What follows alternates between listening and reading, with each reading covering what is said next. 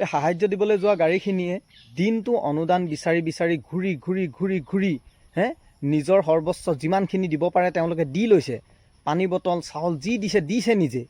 তাৰপিছত তেওঁলোকে গাড়ীখন আৰু অলপ ফুল কৰি লৈ যাওঁ বুলি অনুদান বিচাৰি ঘূৰি ফুৰিছে।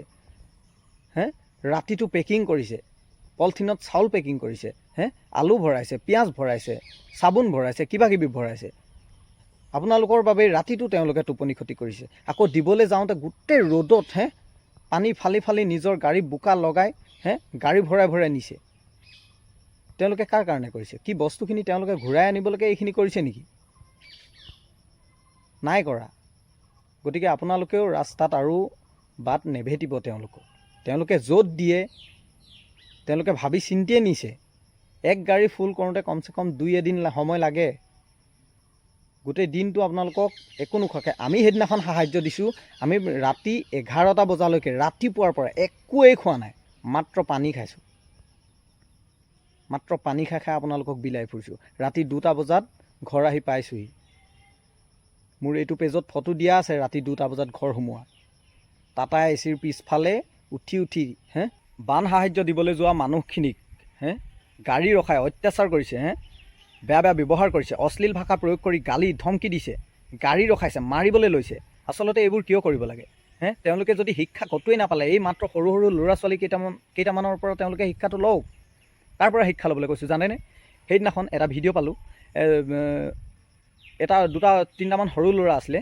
এটাই বিস্কুট 2 পেটি ল'লে, এপেটি ভায়েকলৈ বুলি, এপেটি আৰু তাৰ নিজলৈ বুলি 2 পেটি বিস্কুট লৈছে। যেতিয়া ভায়েকে এপেটি পালে বুলি গম পালে নহয়, তাৰপিছত সি আকৌ ইপেটি এখন এই সাহায্য দিবলৈ যোৱা গাড়ীখনত ঘূৰাই দিবলৈ লৈছে। দাদা ইপেটি লওক, ভাইটিয়ে বিস্কুট অলৰেডি পালে। তাৰ পৰা শিক্ষাটো লওক এই দমভালি মৰা মানুহকেইটাই। সেইদিনাখন আকৌ ছোৱালী এজনীয়ে এটা বাইট দিছে, মোৰ কিতাপখিনি সম্পূৰ্ণ নষ্ট হৈ যোৱা নাই, কিন্তু মোৰ লগৰখিনিৰ কিতাপ ফলি চব বেয়া হৈ গ'ল। গতিকে চৰকাৰে মোৰ লগৰখিনিক এই ক্ষেত্ৰত সহায় কৰক। সেইদিনাখন আকৌ বয়োজ্যেষ্ঠ কেইজনমানৰ এটা ভিডিঅ' পালোঁ যে আমি নেপালেও হ'ব বা আমি পাইছোঁৱেই, সেই আঁতৰত গৈ দিয়কগৈচোন, তেওঁলোকে আজিলৈকে একো পোৱাই নাই।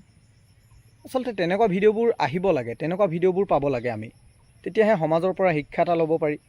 গাড়ী ৰখাই দম দি, আৰে সাহায্য দিবলৈ যোৱা মানুহখিনিয়ে কি বস্তুখিনি ঘূৰাই আনিম বুলি আপোনালোকলৈ নিছিলে নেকি? নে আপোনালোকক মাত্ৰ দেখুৱাবলৈ নিছিলে? তেওঁলোকেতো সেইটো কৰিবলৈ তেওঁলোকে যোৱা নাই। গোটেই সমগ্ৰ যিমান গাড়ীখনত যিমান ফুল হৈ গৈছে চব বানাক্ৰান্ত লোকলৈকে গৈছে, চব তেওঁলোকক দিবলৈকে নিছে। আকৌ আপোনালোকে দমভালি মাৰি ৰাস্তাত গাড়ী ৰখাই মাৰপিট কৰিবলৈ লৈছে। ই কেনেকুৱা নিয়ম?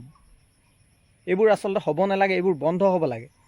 সেইদিনাখন এনেকুৱা বেয়া এটা ব্যৱহাৰ কৰিলে ছোৱালী কেইজনমানক। এই মানুহ এজনে ৰঙা হাফ পেণ্ট এটা লগাই আছিলে, তাক দিলে বাৰু আঁঠু কঢ়াই।